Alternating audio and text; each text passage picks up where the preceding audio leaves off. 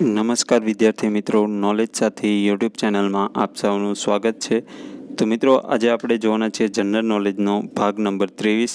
તો આપણે જે 22 ભાગ ઓલરેડી આપણી આ ચેનલમાં અવેલેબલ છે। જે મિત્રોને જોવાના બાકી છે તે મિત્રો જરૂરથી જોઈ લેજો અને આગળના ભાગ મેળવવા માટે મિત્રો અમારી ચેનલને સબસ્ક્રાઇબ કરીને બાજુમાં આવેલા બેલ આઇકન પર ક્લિક કરી દેશો, એટલે તમને દરરોજ સવારે 7 વાગે નોટિફિકેશન તમને મળતું રહેશે। તો મિત્રો, જો આ વિડીયો તમને પસંદ આવે તો આ વિડીયોને લાઇક અને શેર કરી દેજો અને ફરીવાર કહું છું મિત્રો, ચેનલને સબસ્ક્રાઇબ નથી કરી તો સબસ્ક્રાઇબ કરીને બાજુમાં આવેલા બેલ આઇકન પર ક્લિક કરી દેજો। તો ચલો મિત્રો, આપણે આજે ભાગ નંબર 23 ચાલુ કરીએ। તો તેની અંદર મિત્રો સૌથી પહેલો પ્રશ્ન જોઈએ કે ગુજરાત સલ્તનતના કયા બાદશાહને મુસલમાનોના સિદ્ધરાજ અને અકબર જેવો ગણવામાં આવે છે? એટલે કે ગુજરાત સલ્તનતના કયા બાદશાહને મુસલમાનોના સિદ્ધરાજ અને અકબર જેવો ગણવામાં આવે છે? તો તેમાં જવાબ આવશે મોહમ્મદ બેગડો। તો મોહમ્મદ બેગડાને ગુજરાતના અકબર તરીકે પણ ઓળખવામાં આવે છે અને મુસલમાનોના સિદ્ધરાજ તરીકે પણ ઓળખવામાં આવે છે। ત્યારબાદ પ્રશ્ન નંબર 2 જોઈએ કે લોકગેટ ધરાવતું ગુજરાતનું એકમાત્ર બંદર કયું છે? તો કે ગુજરાતનું એવું કયું બંદર છે જે એકમાત્ર એવું બંદર છે કે જે લોકગેટ ધરાવે છે? તો તે બંદરનું નામ છે ભાવનગર। ત્યારબાદ પ્રશ્ન નંબર 3 જોઈએ કે વૌઠાનો સુપ્રસિદ્ધ મેળો જેમાં 7 નદીના સંગમ સ્થાન પર યોજાય છે, એટલે કે વૌઠાનો જે પ્રસિદ્ધ મેળો છે જે 7 નદીના સંગમના સ્થાને યોજાય છે, જે 7 નદી આ પ્રમાણે છે કે ખારી, મેસવો, સેઢી, માઝમ, વાત્રક, હાથમતી। આ ઉપરાંત 7મી નદી કઈ છે? તો આ જે ખારી, મેસવો, સેઢી, માઝમ, વાત્રક, હાથમતી અને આ ઉપરાંત 7મી નદી છે જેનું નામ છે સાબરમતી। અને આ મિત્રો 7 નદીની યાદ રાખવાનું એક સૂત્ર પણ છે કે હા સામે ખાસે માવા, હા સામે ખાસે માવા। જે આ સૂત્ર છે તેના ઉપરથી આપણે હા એટલે હાથમતી, સા એટલે સાબરમતી, મે એટલે મેસવો, સામે ખા એટલે ખારી, સે એટલે સેઢી, મા એટલે માઝમ અને વા એટલે વાત્રક, એટલે કે હા સામે ખાસે માવા। આ સૂત્ર ઉપરથી તમે 7 નદી જે વૌઠાનો મેળો ભરાય છે 7 નદીના સંગમ સ્થાને, તો આ 7 નદી યાદ રાખવાનું આ સૂત્ર છે। ત્યારબાદના પ્રશ્ન તરફ આગળ વધીએ કે મહાદેવભાઈ દેસાઈની સમાધિ ક્યાં આવેલી છે અને ક્યાં નામે ઓળખાય છે? જે મહાદેવભાઈ દેસાઈ જે છે તેમની સમાધિ ક્યાં આવેલી છે અને તે ક્યાં નામે ઓળખાય છે? તો તેમની સમાધિ આવેલી છે પૂના ખાતે, એટલે કે મહારાષ્ટ્રના પૂના ખાતે, અને તેમની સમાધિનું નામ છે ઓમ સમાધિ। ત્યારબાદનો પ્રશ્ન જોઈએ કે 1907માં બંધાયેલા વાંકાનેરના સુપ્રસિદ્ધ મહેલનું નામ શું છે? તો 1907માં જે વાંકાનેરની અંદર સુપ્રસિદ્ધ મહેલ બંધાયેલો છે તે મહેલનું નામ શું છે? તો કે રણજીત વિલાસ પેલેસ। તો તે મહેલનું નામ છે રણજીત વિલાસ પેલેસ। ત્યારબાદનો પ્રશ્ન જોઈએ કે અખા ઉપરાંત કયા કવિએ ઉત્તમ છપ્પા લખ્યા છે? તો કે છપ્પા માટે અખો કવિ જાણીતો જ છે અને છપ્પાના પિતા તરીકે ઓળખાય છે, પણ અખા ઉપરાંત કયા કવિએ છપ્પા લખ્યા છે? તો અખા ઉપરાંત કવિ સામળે પણ છપ્પા લખેલા છે, અને કવિ સામળ જે પદ્ય વાર્તાના જનક છે, એટલે કે પદ્ય વાર્તાના પિતા પણ છે, અને તેમને છપ્પા પણ લખેલા છે, પરંતુ છપ્પાના પિતા તરીકે એટલે છપ્પાના જનક તરીકે અખાને ઓળખવામાં આવે છે। ત્યારબાદનો પ્રશ્ન જોઈએ કે ગુજરાતમાં જિલ્લાઓની પુનર્રચના કયા મુખ્યમંત્રીના શાસનકાળ દરમિયાન થઈ હતી? એટલે કે ગુજરાતમાં જે જિલ્લાઓની પુનર્રચના છે તે સૌપ્રથમ પર કયા મુખ્યમંત્રીના સમયકાળ દરમિયાન કરવામાં આવી હતી? તો તેમાં જવાબ આવશે મિત્રો શંકરસિંહ વાઘેલા। ત્યારબાદનો પ્રશ્ન જોઈએ કે ગુજરાતમાં સૌપ્રથમ પ્લેનેટોરિયમ ક્યાં સ્થપાયું હતું? તો ગુજરાતમાં સૌપ્રથમ પ્લેનેટોરિયમ ક્યાં સ્થપાયું હતું? તો તેમાં જવાબ આવશે સુરત ખાતે। ત્યારબાદનો પ્રશ્ન જોઈએ કે ગુજરાત રાજ્યના રચના કાળે જાણીતા કવિ સુંદરમે રચેલી કવિતાનું નામ જણાવો। એટલે કે ગુજરાત રાજ્યની જ્યારે રચના થઈ તે સમયે જે આપણા કવિ સુંદરમે કઈ કવિતાની રચના કરી હતી? તો તે કવિતાનું નામ છે ગુર્જરી ભૂ। ત્યારબાદનો પ્રશ્ન જોઈએ કે ભારતની સૌપ્રથમ મોડર્ન ડાયસ્ટફ કંપની કોણે સ્થાપી? તો કે મોડર્ન ડાયસ્ટફ કંપની કોણે સ્થાપી ભારતની અંદર સૌપ્રથમ? તો તેમાં જવાબ છે કસ્તુરભાઈ લાલભાઈ। ત્યારબાદનો પ્રશ્ન જોઈએ કે ગુજરાતના જાણીતા ઉદ્યોગપતિ ધીરુભાઈ અંબાણી ક્યાંના મૂળ નિવાસી હતા?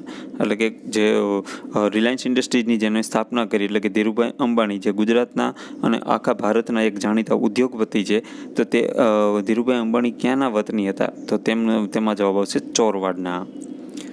ત્યારબાદનો પ્રશ્ન છે કે પરદેશમાં સૌપ્રથમ ભારતીય રાષ્ટ્રધ્વજ ફરકાવનાર ગુજરાતી કોણ હતા? એટલે પરદેશમાં એટલે કે ભારતની બહાર એટલે કે વિદેશમાં ભારતનો રાષ્ટ્રધ્વજ ફરકાવનાર સૌપ્રથમ ગુજરાતી કોણ હતા? એટલે કે ગુજરાતી કોણ હતા? તો તેમાં જવાબ આવશે મેડમ ભીખાઈજી કામા, જેમને જર્મનીના સ્ટુટગાર્ટમાં તેમને ભારતીય રાષ્ટ્રધ્વજ ફરકાવ્યો હતો. ત્યારબાદનો પ્રશ્ન જોઈએ કે નાસિકની ગુફામાં વશિષ્ઠના પુત્ર પુલુમાવીના શિલાલેખમાં સુરત નામ પરથી ગુજરાતના કયા પ્રદેશનો ઉલ્લેખ થયો હોવાનું ગણાય છે? તો કે નાસિકની જે ગુફા છે તેમાં વશિષ્ઠના પુત્ર જે પુલુમાવીના છે તેમના શિલાલેખમાં સુરત નામ પરથી ગુજરાતના એક પ્રદેશનો ઉલ્લેખ હોવાનું ગણાય છે. તો તે કયા પ્રદેશનો ઉલ્લેખ હોવાનું ગણાય છે? તો તેમાં જવાબ આવશે સૌરાષ્ટ્રનો.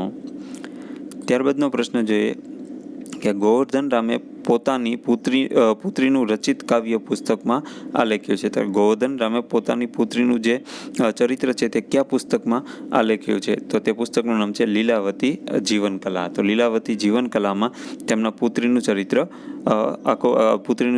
તેમાં આ લખ્યું છે. ત્યારબાદનો પ્રશ્ન જોઈએ કે નર્મદા નદીનું પાણી અન્ય કઈ નદીને મળે છે? એટલે કે નર્મદા નદીનું જે પાણી છે તે અન્ય કઈ નદીને મળે છે? તો તેમાં જવાબ આવશે સાબરમતી અને સરસ્વતી. આ સાબરમતી અને સરસ્વતીને આ નર્મદા નદીનું પાણી મળે છે. ત્યારબાદનો પ્રશ્ન જોઈએ કે જૂનાગઢ જિલ્લાના ગીરના જંગલમાં રહેલો કેલ્સાઇટનો જથ્થો કયા નામથી ઓળખાય છે? જૂનાગઢ જિલ્લાના ગીરના જંગલમાં રહેલો કેલ્સાઇટનો જથ્થો કયા નામથી ઓળખાય છે? તો તેમાં જવાબ આવશે પન્નાલા ડિપોઝિટ. તો પન્નાલા ડિપોઝિટના નામથી ઓળખાય છે.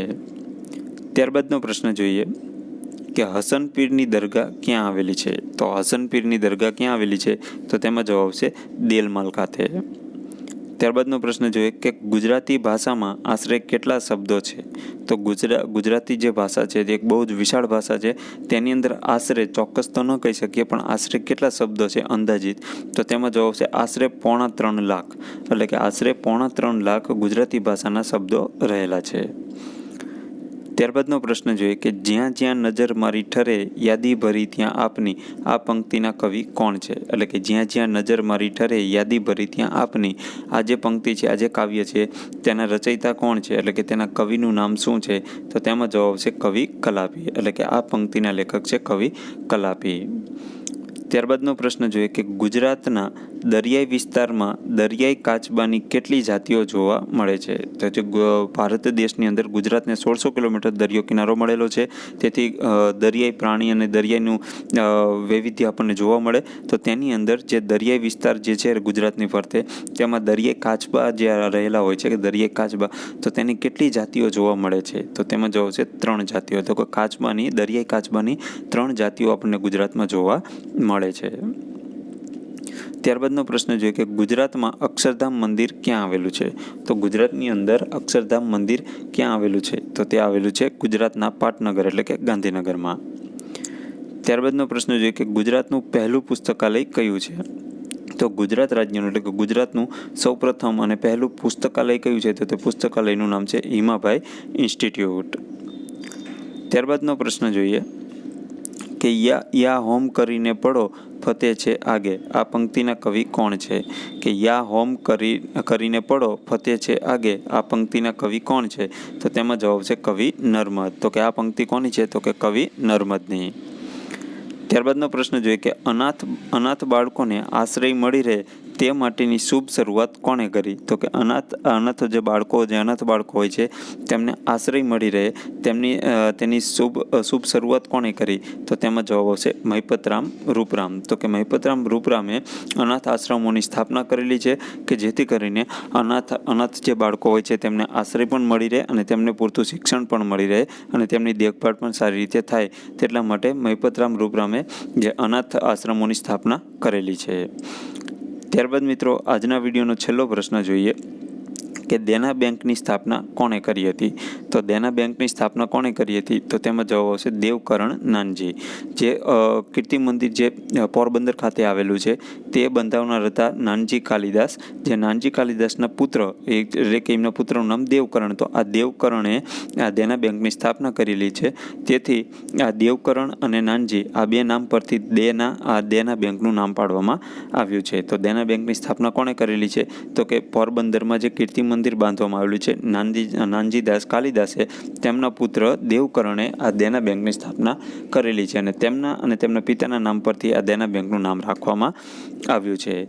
તો મિત્રો આ આપણે જોયા 25 પ્રશ્નો, આજે ભાગ 23ના 25 પ્રશ્નો. જો મિત્રો આ પ્રશ્નો તમને પસંદ આવે એટલે કે આપણી આ જે ભાગની સિરીઝ જે છે જીકેની સિરીઝ છે, જો તમને પસંદ આવતી હોય તો આ વિડીયોને લાઇક અને શેર કરી દીજો અને તમારો કોઈ પણ મંતવ્ય નીચે કમેન્ટ બોક્સમાં આપવાનું ભૂલતા નહીં. અને મિત્રો અમારી આ ચેનલને સબસ્ક્રાઈબ નથી કરી તો આ ચેનલને સબસ્ક્રાઈબ કરીને બાજુમાં આવેલા બેલ આઇકન પર ક્લિક કરી દેજો. તો ચલો મિત્રો આ વિડીયો આપણે અહીંયા પૂરો કરીએ છીએ. જય હિન્દ, વંદે માતરમ.